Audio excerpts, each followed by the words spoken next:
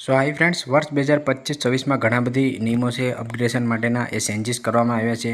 जे पण भाई बहनों आयुर्वेदिक होमियोपेथिक में आगळना राउंड में जवुं होय तो एना माटेना नवा रजिस्ट्रेशनना नियमों से एड करवामां आव्या छे।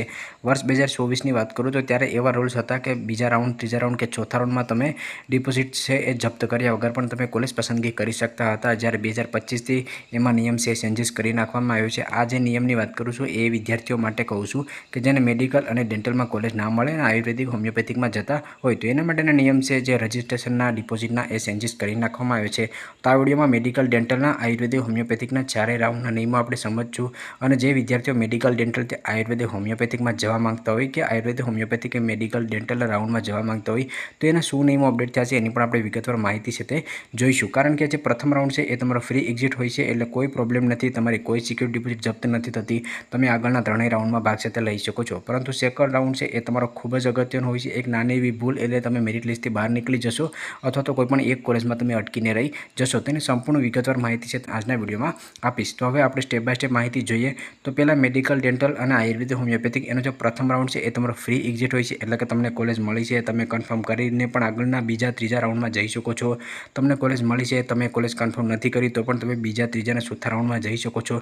તમને કોઈ પણ કોલેજ નથી મળી તો પણ તમે આગળના ત્રણેય રાઉન્ડ માટે એલિજિબલ થશો। તો આ વિડીયોમાં હું તમને મેડિકલ ડેન્ટલનું પણ બતાવીશ અને સાથે સાથે તમને આયુર્વેદિક હોમિયોપેથિકનું પણ બતાવીશ। હું કોર્સ મુજબ પણ તમને બતાવીશ અને એક કોર્સથી બીજા કોર્સમાં જવું હોય તો એની પણ માહિતી તમને આપીશ। જો તમે ચેનલમાં ન હોય તો ચેનલને સબસ્ક્રાઇબ કરી રાખજો, કારણ કે જેવું તમારું એડમિશન થઈ જશે એટલે તમારે MYSY સ્કોલરશિપ યોજના, કન્યા કલ્યાણ યોજના અને CMM સ્કોલરશિપ યોજના કે ફ્રી સિપકાર્ડ સ્કોલરશિપ યોજનાના જે વિડીયો છે એ પણ સ્ટેપ બાય સ્ટેપ આવતા રહેશે કે તમારે કઈ તારીખે ફોર્મ ભરવાનું રહેશે અને કેવી રીતે ફોર્મ ભરવાનું છે અને સંપૂર્ણ વિડીયો પણ ચેનલમાં આવતા રહેશે। તો ચેનલમાં ન હોય તો ચેનલને સબસ્ક્રાઇબ કરી રાખજો। તો પહેલાં આપણે મેડિકલ અને ડેન્ટલનું જોઈએ। તો મેડિકલ ડેન્ટલનો પ્રથમ રાઉન્ડ છે એ પૂર્ણ થઈ જાય ત્યાર પછી ઘણા વિદ્યાર્થી પાસે કોલેજ હશે અને ઘણા વિદ્યાર્થી પાસે કોલેજ નહીં હોય, એટલે કે પ્રથમ રાઉન્ડમાં ઘણા વિદ્યાર્થીઓને કોલેજ મળેલી હશે, ઘણા વિદ્યાર્થીઓને કોલેજ છે તે મળેલી હશે નહીં। તો બીજા રાઉન્ડની તમારી ચોઈસ ફિલિંગ થશે, તમારું છે પરિણામ ડિક્લેર કરવામાં આવશે।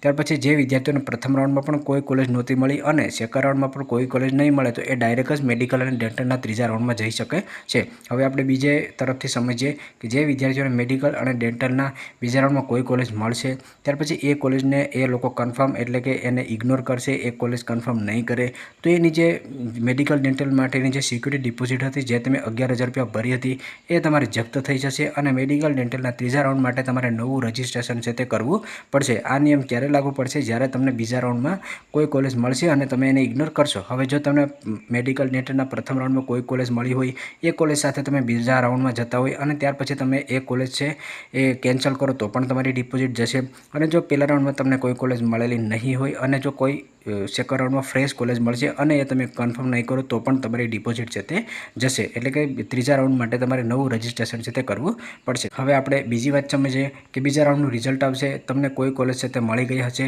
અને એ કોલેજ તમે કન્ફર્મ કરી લેશો અથવા તો પ્રથમ રાઉન્ડની કોલેજ સાથે તમે સેકન્ડ રાઉન્ડમાં અપગ્રેડ માટે ગયા હોય, કોઈ કોલેજ તમારી અપગ્રેડ નથી થતી અને પ્રથમ રાઉન્ડની જે કન્ફર્મ કરેલી કોલેજ છે એની સાથે તમે ત્રીજા રાઉન્ડમાં જઈ શકો છો, એટલે કે સેકન્ડ અપગ્રેડ માટે પણ તમે જઈ શકો છો। હવે જે આ વર્ષથી નિયમ અપડેટ કરવામાં આવ્યું છે એ આપણે સમજીએ। 2024ની વાત કરું તો આયુર્વેદ હોમિયોપેથિકમાં જવા માટે કોઈ પણ રજિસ્ટ્રેશન છે તે કરવાનું નહોતું, પરંતુ અહીંયા તમે જોઈ શકો છો એ લેટેસ્ટ નિયમ છે તે અપડેટ કરવામાં આવ્યો છે। તો મેડિકલ ડેન્ટલનું બીજા રાઉન્ડનું પરિણામ આવશે। જો બીજા રાઉન્ડમાં તમને કોઈ પણ કોલેજ મળેલી હશે અથવા પ્રથમ રાઉન્ડની કોલેજ તમારી પાસે હશે અને મેં અગાઉ કીધું એ મુજબ એ સીટ તમે કન્ફર્મ નહીં કરો તો તમારી સિક્યોરિટી ડિપોઝિટ જપ્ત થશે અને આયુર્વેદ હોમિયોપેથિકના સેકન્ડ રાઉન્ડ માટે તમારે નવું રજિસ્ટ્રેશન છે તે કરવું પડશે। આ નિયમ છે આ વર્ષથી અપડેટ છે તે કરવામાં આવ્યો છે કે બીજા રાઉન્ડમાં તમારી સિક્યોરિટી ડિપોઝિટ છે એ મેડિકલ ડેન્ટલ માટે જપ્ત થશે તો તમારે આયુર્વેદિક અને હોમિયોપેથિકના બીજા રાઉન્ડ માટે નવું રજિસ્ટ્રેશન છે તે કરવું પડશે। આ નિયમ ખાસ સમજી લેજો। હવે હું અહીંયા તમને આયુર્વેદિક હોમિયોપેથિકનું બીજો રાઉન્ડ છે એ સમજાવી દઉં છું, ત્યાર પછી આપણે જે અગત્યની બાબતો છે એ પણ જોઈશું। તો અહીંયા સેમ નિયમ મેડિકલ ડેન્ટલની જેમ જ લાગશે કે આયુર્વેદિક અને હોમિયોપેથિકના બીજા રાઉન્ડનું રિઝલ્ટ આવશે। જો તમને કોઈ પણ કોલેજ આયુર્વેદિક હોમિયોપેથિકના બીજા રાઉન્ડમાં નહીં મળે તો ડાયરેક્ટ જ તમે BMS કે BHMS એટલે કે આયુર્વેદિક હોમિયોપેથિકના ત્રીજા રાઉન્ડમાં ડાયરેક્ટ જ તમે જઈ શકો છો, તમારે કોઈ પણ નવું રજિસ્ટ્રેશન છે તે કરવાની જરૂર નથી। સેમ મેડિકલ ડેન્ટલની જેમ જ કે બીજા રાઉન્ડનું રિઝલ્ટ આવશે, આયુર્વેદિક હોમિયોપેથિકના બીજા રાઉન્ડમાં તમને કોઈ કોલેજ મળી હશે અથવા તો પહેલા રાઉન્ડની કોઈ કોલેજ એની સાથે તમે બીજા રાઉન્ડમાં ગયા છે અને એ સીટ તમે કેન્સલ કરશો અથવા તો બીજા રાઉન્ડમાં તમને કોઈ કોલેજ મળી છે અને એ સીટ તમે કન્ફર્મ નહીં કરો તો તમારી આયુર્વેદિક હોમિયોપેથિકના બીજા રાઉન્ડ માટેની સિક્યુરિટી ડિપોઝિટ જપ્ત થઈ જશે અને આયુર્વેદિક હોમિયોપેથિકના ત્રીજા રાઉન્ડ માટે તમારે નવું રજિસ્ટ્રેશન છે તે કરવું પડશે. હું તમને નવું રજિસ્ટ્રેશન છે એ પ્રોસેસ કહેતો હોય એટલે એવું સમજવાનું કે તમારે નવું ફોર્મ ભરવું પડશે, નવી ફી ભરવી પડશે અને હેલ્પ સેન્ટરમાં ફરીથી તમારે ડોક્યુમેન્ટ વેરિફિકેશન કરાવવું પડશે અને ત્યાર પછી તમે મેરિટ લિસ્ટમાં નામ છે તે આવશે. બીજા રાઉન્ડમાં તમને કોઈ કોલેજ મળશે અને ત્યાર પછી જો તમે આયુર્વેદિક હોમિયોપેથિકના ત્રીજા રાઉન્ડમાં સેકન્ડ અપીરિયડ માટે જવા માંગતો હોય તો પણ તમે જઈ શકો છો. બીજો અને ત્રીજો રાઉન્ડ તમારો ખૂબ જ અગત્યનો હોય છે. ઘણા બધી નિયમો છે તમારે સમજવા ખૂબ જ જરૂરી છે, નકર તમારી નાની એવી ભૂલ તમને મેરિટ લિસ્ટની બહાર પણ મોકલી શકે. તો એની પર્સનલ માહિતી માટે કે તો કોઈ પણ તમને મૂંઝવણ હોય તો તમે અમારા પેડ કાઉન્સેલિંગ પ્લાનમાં જોડાઈ શકો છો. મેડિકલ, ડેન્ટલ અને આયુર્વેદ હોમિયોપેથિકના પ્રથમ રાઉન્ડ પૂર્ણ થયા પછી જે પ્રાઇસ છે એમાં અમે ઘટાડો કરી દીધો છે. તો ડિસ્ક્રિપ્શનમાં તમને નંબર મળી જશે, એમાંથી કોઈ પણ એક નંબરમાંથી તમે સંપર્ક છે કરી શકો છો. હવે જે વર્ષ 2025થી નિયમ અપડેટ થયો છે આયુર્વેદિકથી મેડિકલ, ડેન્ટલમાં જવા માટે એ સમજી લેજો કે પહેલાં મેં તમને ઉપર કહ્યું એ મુજબ આયુર્વેદિક હોમિયોપેથિકના સેકન્ડ રાઉન્ડમાં તમને કોઈ કોલેજ મળશે અથવા પ્રથમ રાઉન્ડની કોઈ પણ કોલેજ હશે અને સેકન્ડ રાઉન્ડમાં તમે કેન્સલ કરશો, કારણ કે ઘણા વિદ્યાર્થીઓ મેડિકલ, ડેન્ટલના ત્રીજા રાઉન્ડમાં જવા માંગતા હોય છે. કારણ કે જો તમારી પાસે આયુર્વેદ હોમિયોપેથિકની સેકન્ડ રાઉન્ડની સીટ હશે અને એની સાથે તમે ત્રીજા રાઉન્ડમાં જશો તો એ તમારી ફાઇનલ સીટ છે એ ગણાતી હોય છે.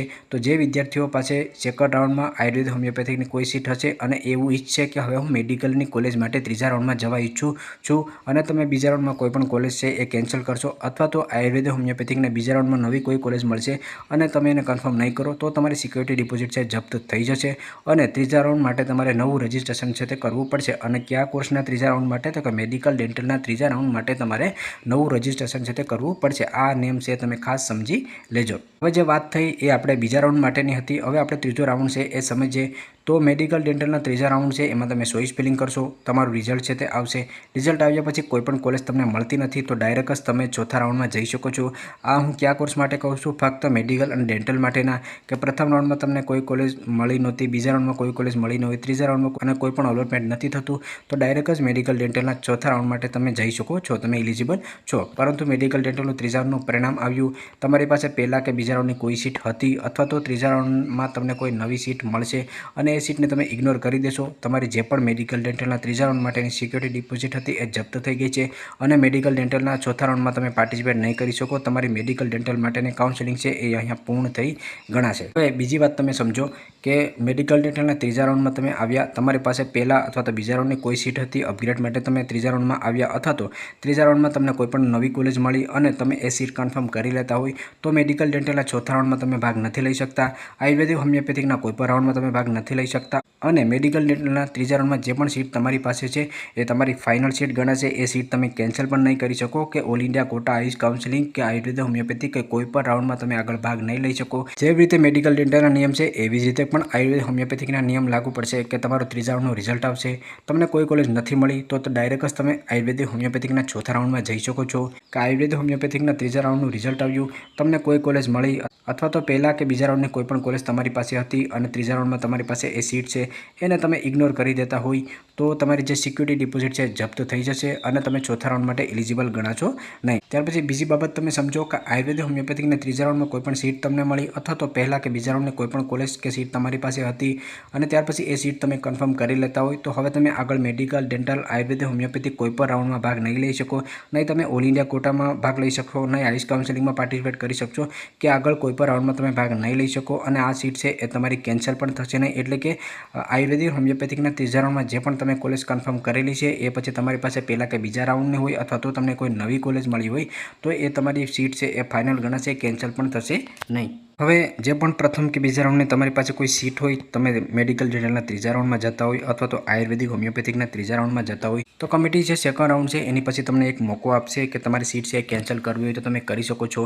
તમારી જે સિક્યુરિટી ડિપોઝિટ છે જપ્ત થઈ જશે પરંતુ ત્રીજા રાઉન્ડ માટે તમે નવું રજિસ્ટ્રેશન છે તે કરી શકો છો. ત્યાં તમે સીટ કેન્સલનું 2024ની જે અપડેટ હતી એ તમે જોઈ શકો છો કે એવા વિદ્યાર્થીઓ કે જે આયુર્વેદિક હોમિયોપેથિકમાં પ્રવેશ લીધેલ છે અને મેડિકલ, ડેન્ટલના બીજા રાઉન્ડમાં એની સીટ અલોટ થાય છે અને જો તેઓ મેડિકલ, ડેન્ટલને અલોટ થયેલી સીટ કન્ફર્મ કરવા માંગતા હોય તો એ પોતાની પ્રવેશ લીધેલા આયુર્વેદિક હોમિયોપેથિકની સીટ છે એ કેન્સલ કરી અને ત્યાર પછી પોતાનો પ્રવેશ રદ કરી શકે છે અને મેડિકલ, ડેન્ટલના બીજા રાઉન્ડમાં સીટ અલોટ થઈ છે કન્ફર્મ કરી શકે છે. હવે અહીંયા હું તમને ખાસ નિયમ સમજાવું છું, એ બરાબર તમે સમજી લેજો કે મેડિકલ ડેન્ટલના પ્રથમ કે બીજા રાઉન્ડમાં કોઈ પણ સીટ તમને મળી ગઈ છે અને સીટ તમે કન્ફર્મ કરી લીધી છે અને સેકન્ડ રાઉન્ડમાં જે તમારી પાસે સીટ છે એની સાથે તમે મેડિકલ ડેન્ટલના ત્રીજા રાઉન્ડમાં જતા હોય અથવા તો આયુર્વેદિક હોમિયોપેથિકના પ્રથમ કે બીજા રાઉન્ડમાં કોઈ પણ સીટ તમે કન્ફર્મ કરી છે અને સેકન્ડ રાઉન્ડમાં જે સીટ તમારી પાસે છે એની સાથે તમે ત્રીજા રાઉન્ડમાં અપગ્રેડ માટે જતા હોય તો મેડિકલ ડેન્ટલના ત્રીજા રાઉન્ડમાં તમારી કોઈ સીટ અપગ્રેડ નહીં થાય, એટલે તમારી પાસે પહેલાં અથવા તો બીજા રાઉન્ડની સીટ રહેશે અથવા તો આયુર્વેદિક હોમિયોપેથિક ત્રીજા રાઉન્ડમાં કોઈ સીટ તમારી અપગ્રેડ નહીં થાય તો પહેલાં કે બીજા રાઉન્ડની સીટ તમારી પાસે રહેશે.